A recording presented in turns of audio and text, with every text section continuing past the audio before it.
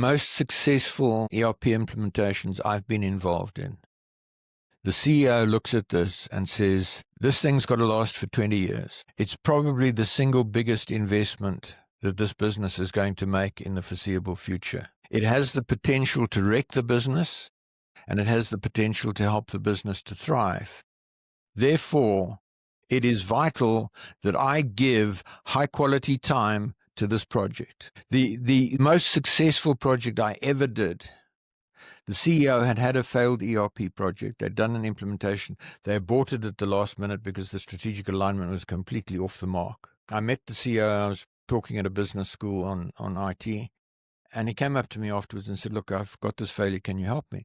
So I went in, established that the ERP was absolutely, there was nothing wrong with the ERP. It was just the way it was implemented. They had swim lanes, flow charts.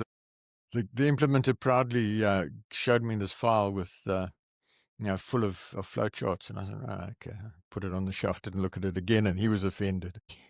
Gave me time every day. Every day I was on site. I would pop into his office when I arrived for 5 minutes, debrief on what was planned for the day and get his inputs. At the end of the day, I would stick my head round the door and we would debrief for 5 minutes. Every significant, important workshop he sat in on.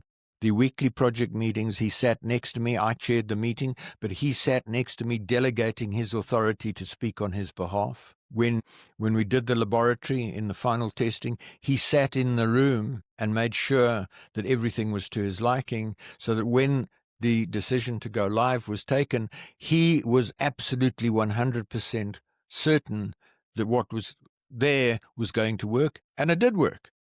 And because the CEO is so focused on the project, everybody else is focused on the project, because you don't go wandering off when the CEO is in the room. And I appreciate that this was a modest-sized family business, 90 years old, et cetera, and this was a 50% shareholder and CEO. If you're talking about a FTSE 100 company, the CEO hasn't got necessarily the time to do that level of involvement. But the basic principle of saying this is the most important thing that we are doing in this business right now, and everybody will give it top priority.